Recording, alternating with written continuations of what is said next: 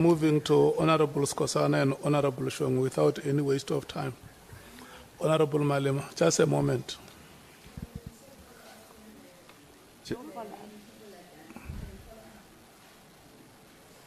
Yes, actually, it's supposed to be like that.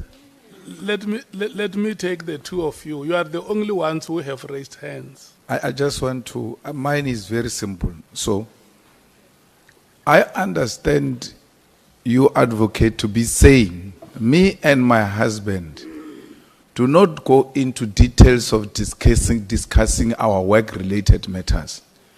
Because the things that happen on TV, on newspapers and all of that, it's not specific cases that you are dealing with, to a point where you are even scared to say there were storms which flooded headquarters of crime intelligence. That's not discussing work. That's discussing issues at a high level, not minute detail of what you guys are dealing with. Am I correct?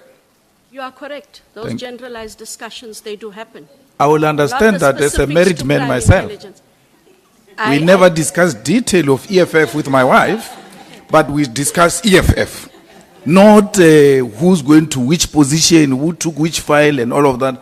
We don't go to that extent. And that's what the understanding is. You are correct. We discuss generalized law enforcement issues, but not the specifics of crime intelligence. Thank you.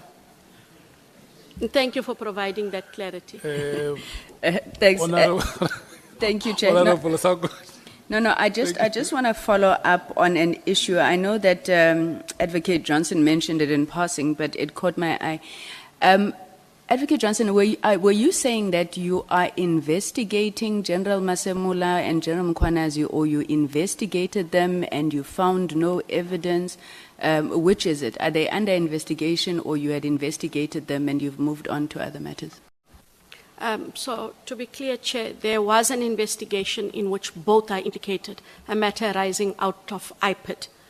In terms of the allegations for that matter, there is insufficient evidence for me to move against the both of them. And I also did, when the stories came out about IDEC has warrants of arrest for General Masemula, I did something I wouldn't ordinarily do. I called him personally. I said to him, General, if you hear the story, it is not true. There are no warrants for your arrest. Happened 2 times thereafter as well. He is the National Police Commissioner. I afforded him that respect. So I do not have an investigation against them in the manner that was put to me, Chair. Are you done, Honorable Member? May I proceed? Yeah. You wanted to check about the time, Honorable Sikhosana. The time is 45 minutes, 30 minutes for full member, 15 minutes for the alternate. Thank you, Chair. But for sure you have seen the example. No? Yeah, I'm watching it here.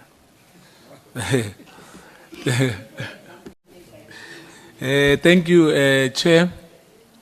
And good afternoon, Advocate. Afternoon, Honorable Sikhosana.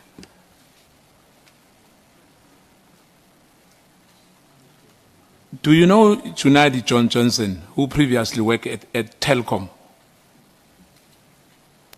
If you repeat the first name. Do you know Junaidi Johnson, who previously worked at Telkom? Yes. Are you related to him? If it is Junaid Johnson, yes, that is my husband. Following his retrenchment, he was appointed as the special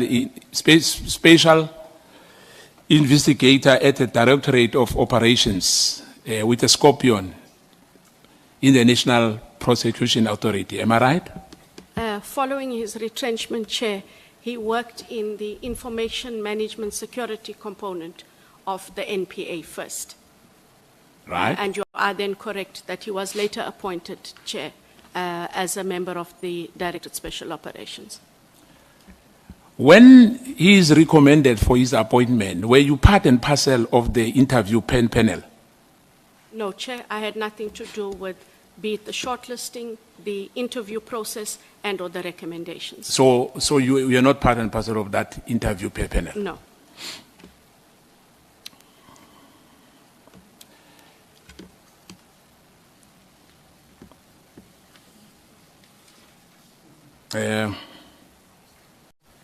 So you confirm that you were not part and parcel of that interview panel? I was not part of the interview panel for Yes. the position of special investigator. Yeah, or any other where he was interviewed? There was, Chair, a later position where I was part of a panel, but when he had to go in for the interview, Chair and honorable members, I was excused by the panel because I had, at that time we were married, and so I did not sit in the interview of Mr. Johnson. I was excused.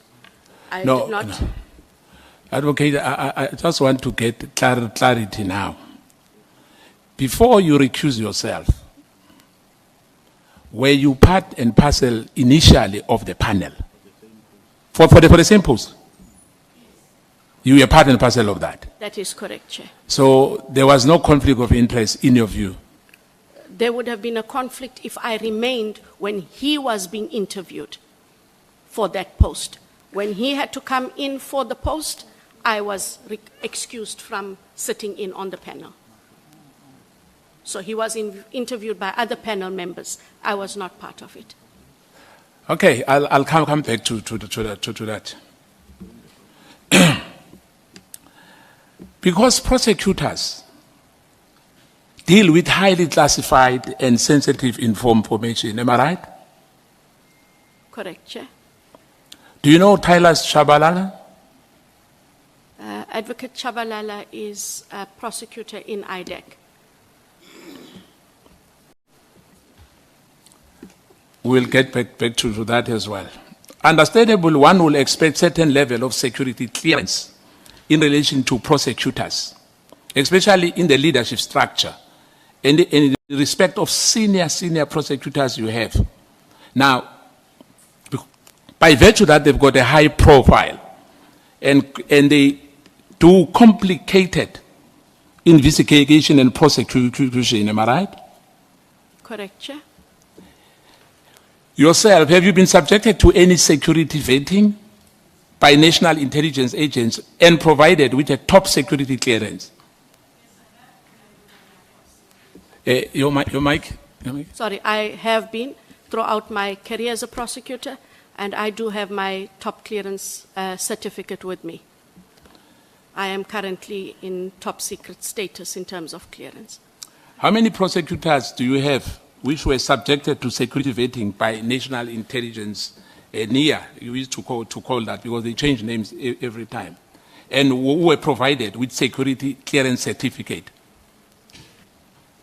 Honorable Chair and members, I do have that information. It is on my laptop.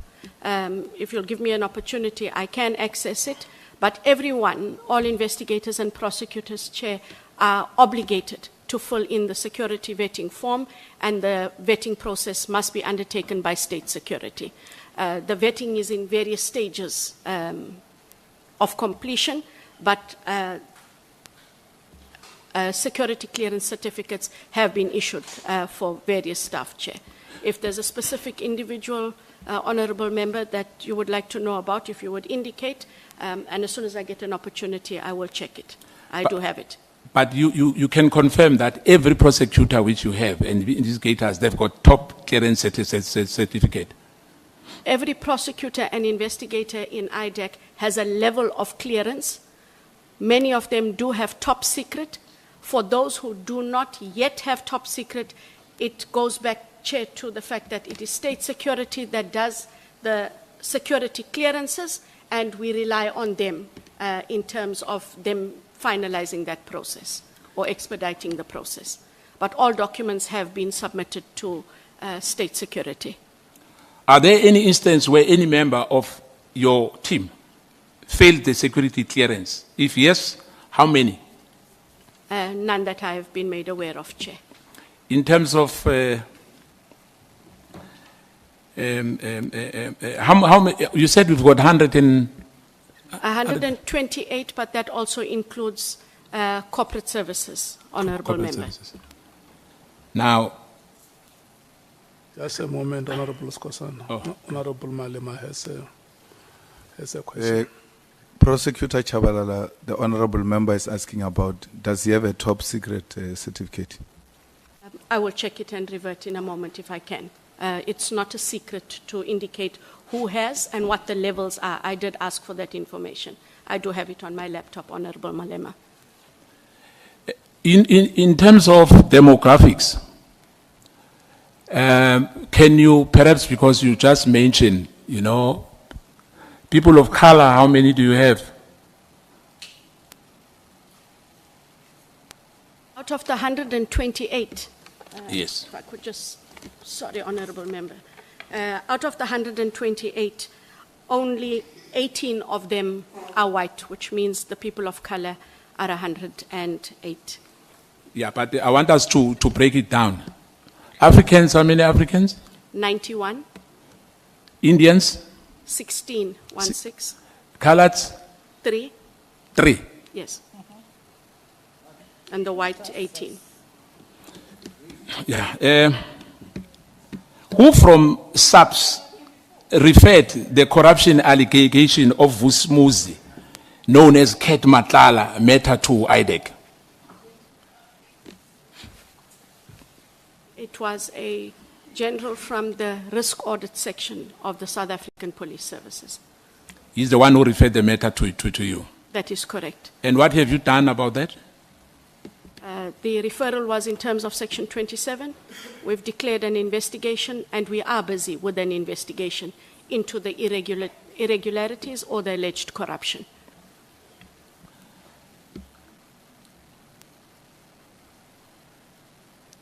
In relation to Brown Badiach, you don't mention his involvement in the Tochen Pandey investigation, which was a highly publicized, high-profile matter. Why?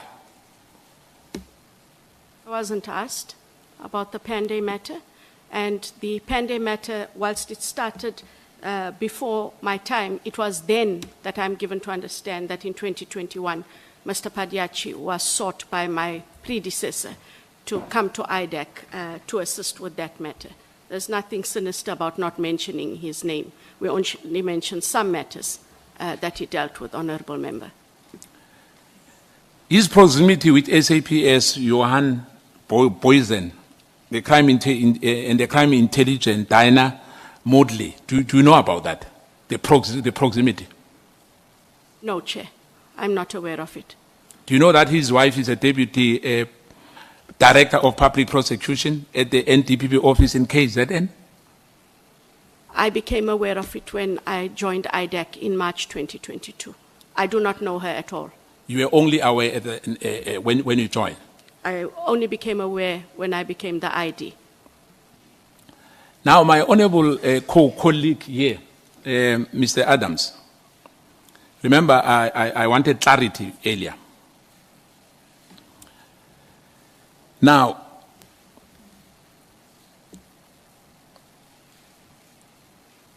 I want to find out from you. In fact, I'll finish with my colleague Adams. Because of time, I must just try to ask as many questions as possible. But I'm happy so far, Advocate, you are answering, you know, you're not lecturing us, you know. Andre Johnson only became aware, remember, you only became, and I'm talking about you now, about this Medicare case or a contract in February. Were you only aware in February about this Medicare issue? Yes, when it was referred to IDEC. When General Masemula gave his interview, he confirmed that Pemwell had called him regarding the Medicare submission tender process, specifically about the issue of the invalid tax clearance certificate. At that time, Pemwell confirmed he was investigating other matters related to Tembisa hospital contracts. Are you aware of that? I'm not aware. Based on the evidence and the sequence of events, I'm not sure whether I don't want to accuse you, but National Commissioner General Masemula later stated that after speaking with the head of supply chain management, he learned that the individual or a company 7 days later failed to comply with tax clearance certificate, and that this is the issue which has led to an automatic disqualification. I think you heard that when when SAPS was here, am I right? That is correct. What have you done about that? As you said that the matter is pending. I think you said that about Vus Matlala. Those form part of the investigation. Why the contract was awarded, who considered it, and then why the contract was cancelled, how much money was paid, and what services, if any, were rendered. That forms the broad strokes of the investigation, Honourable Member. Now, your husband, you said you don't discuss anything with your hubby when it comes to work-related issues, am I right? With regards to his environment and my environment. Yeah. Now,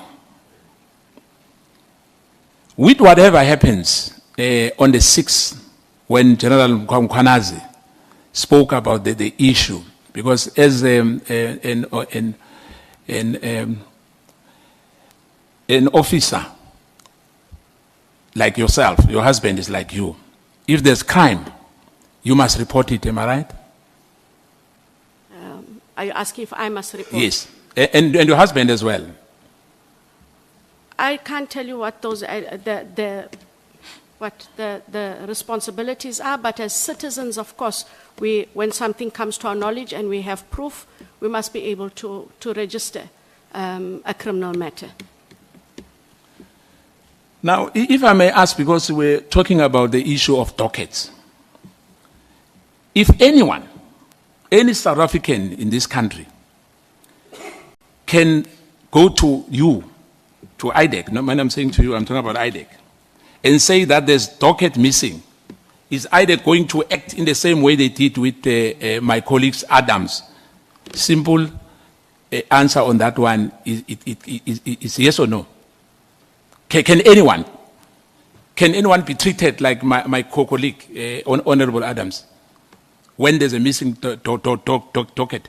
That's not what Adams complained of, and we won't look at a missing docket. He made allegations that are different and said the dockets were missing. Yeah, I'm saying the same, any ordinary South African come and report like what Adams, the same scenario.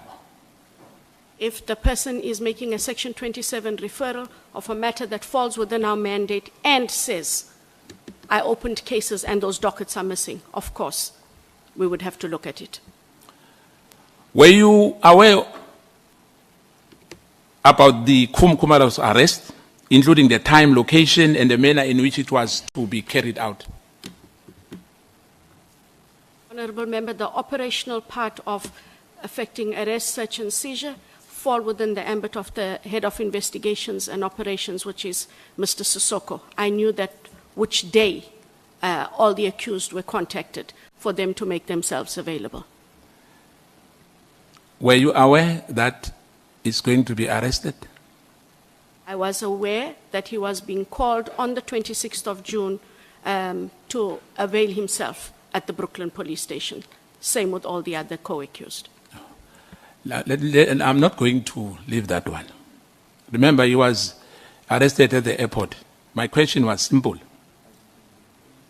I asked about the time, location, and in the manner which his arrest is going to be conducted.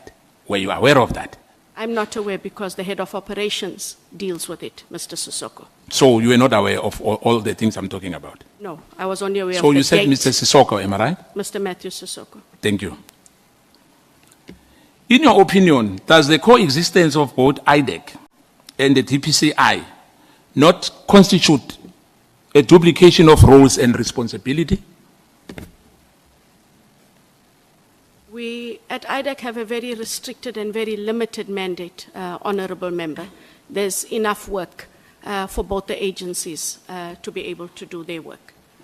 But ours is a very small and restricted mandate. So there's space for both. There's the space for both. Now,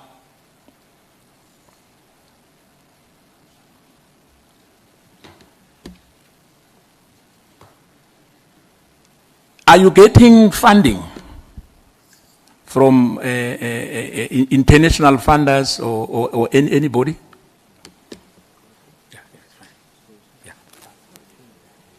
IDEC is not.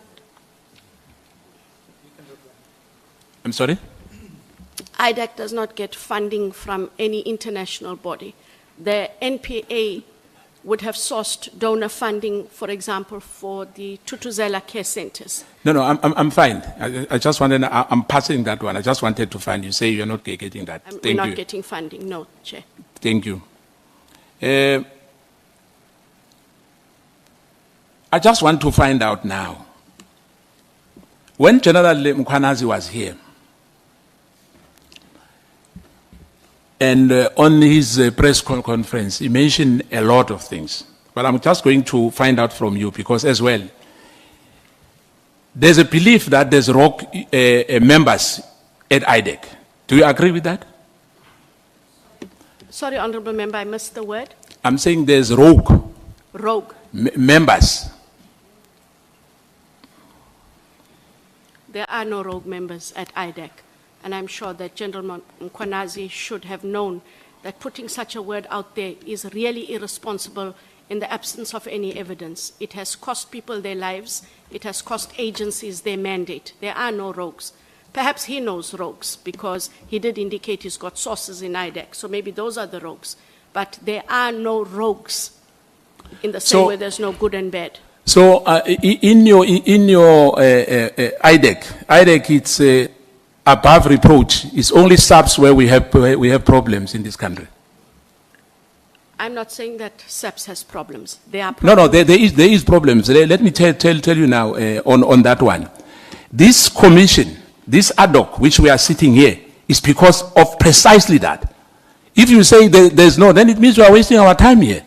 No, you didn't let me complete Yes. my response. Not everyone in SAPS are bad apples. And with regards IDEC, if it turns out that there is someone who works against what we're supposed to do, as indicated earlier, they will be dealt with. None of that has come to the fore yet, Honorable Member. Do you know that as we sit in our committees, in Parliament, the different committees, I don't even know who's Brian Padiach. I don't have interest in him. But we know the names.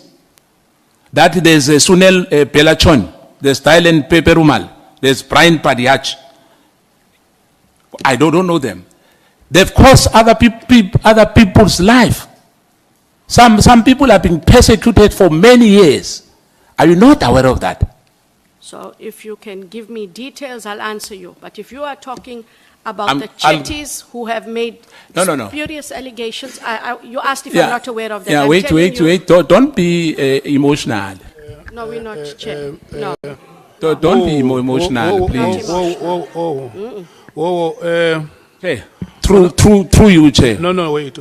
Yeah, I'm saying through you, Chair. I'm not emotional. Wait. Yeah. Honorable. Let me withdraw. Yeah.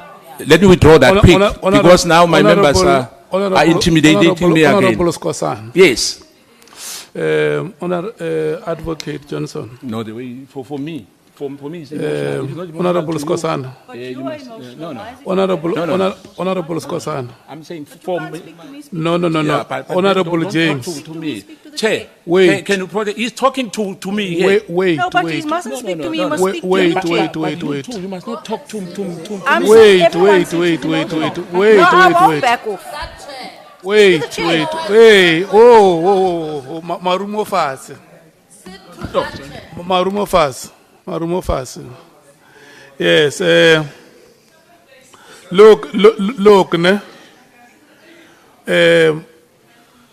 It happens in life that a man and a woman can peacefully stay together for a very long time and fight in a short moment. So, Honorable James and Honorable Sikhosana, since we use these chambers, you have been sitting like twin children in harmony. Can we continue to live the way we have been, the peaceful coexistence we have seen between the two of you? is admirable. And then yourself, again, Honorable Sikhosana, and Advocate Johnson, I am presiding over these proceedings. And the least I can show you is my respect. It's your choice to reciprocate. I can't impose it on you. You have a choice if you want to reciprocate. Let's continue. Noted, Chair. Chair, in good spirit, if I've appeared to be aggressive on you, my thousand apologies. Accepted, Honourable Member. Thank you. And I'm happy to proceed. Yes, maybe you proceed. So what I was saying, Advocate, is that I'm not personalizing anybody, because we receive so many. Remember, I've mentioned, I think it was per day or whatever the name is, and you can mention whoever you want to mention, but I don't want us to deal with, those ones who've got complaints, they'll go to a police station or they'll go to IDEC. I'm just talking under general. That there's a lot of people who are, some of the issues you get them on your newspapers as well. You know that there's a complaint that some members from IDEC are terrorizing people. As I said, they allege that. I'm not saying they've done so. I'm just saying that to you, as General Mkwanazi said here as well, to say there are members as well who are not, we are not saying every man and women in blue or in your unit, they are all the same. What I was asking you is that we've got this today because there's problem in this country and we must accept that.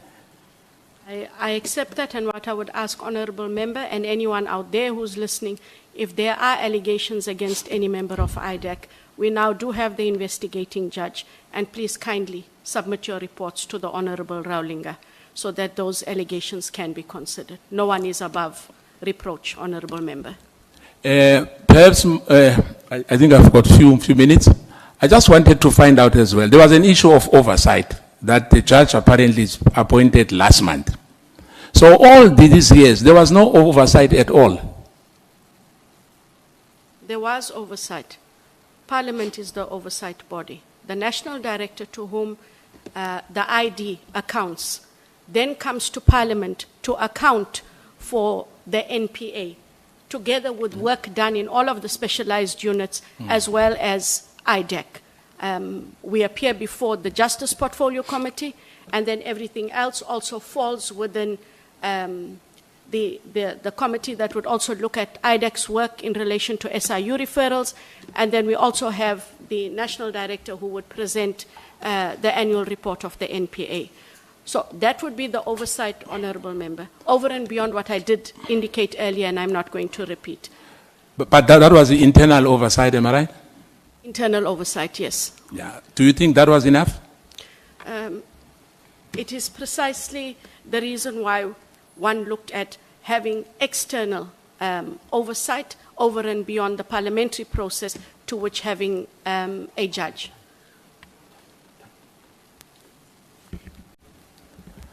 I don't want to chow too much time for my colleague here. I'll hand over to Ms.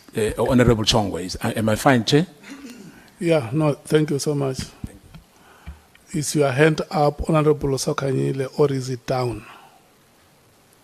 Anyway, if the hand is not up, it is down.